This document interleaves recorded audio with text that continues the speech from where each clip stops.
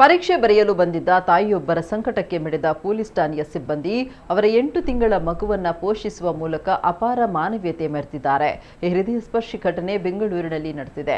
ರಾಜ್ಯಾದ್ಯಂತ ನಡೆದ police constable ನೇಮಕಾತಿ ಪರೀಕ್ಷೆಗೆ ಅಭ್ಯರ್ಥಿಯೊಬ್ಬರು ತಮ್ಮ 8 ತಿಂಗಳ ಮಗುವಿನೊಂದಿಗೆ ಆಗಮಿಸಿದ್ರು. ಆದರೆ ಪರೀಕ್ಷಾ ಕೊಠಡಿಗೆ ತೆರಳುವ ಕೊನೆ ಗಳಿಗೆಯಲ್ಲಿ ಮಗು ಜೋರಾಗಿ ಅಳಲು ಪ್ರಾರಂಭಿಸಿತು.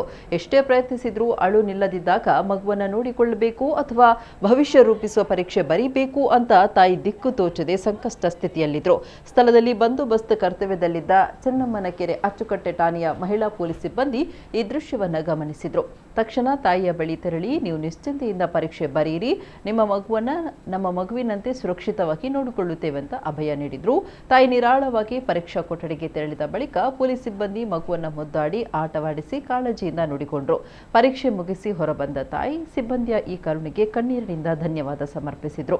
ಕರ್ತವ್ಯ ಪ್ರಜ್ಞೆಯ ಜೊತೆಗೆ ಮಾನವೀಯ ಮೌಲ್ಯ ಎತ್ತಿ ಹಿಡಿದ ಪೊಲೀಸ್ ಸಿಬ್ಬಂದಿಯ ಕಾರ್ಯಕ್ಕೆ ಸಾರ್ವಜನಿಕ ವಲಯದಿಂದ ಭಾರಿ ಪ್ರಶಂಸೆ ವ್ಯಕ್ತವಾಗಿದೆ.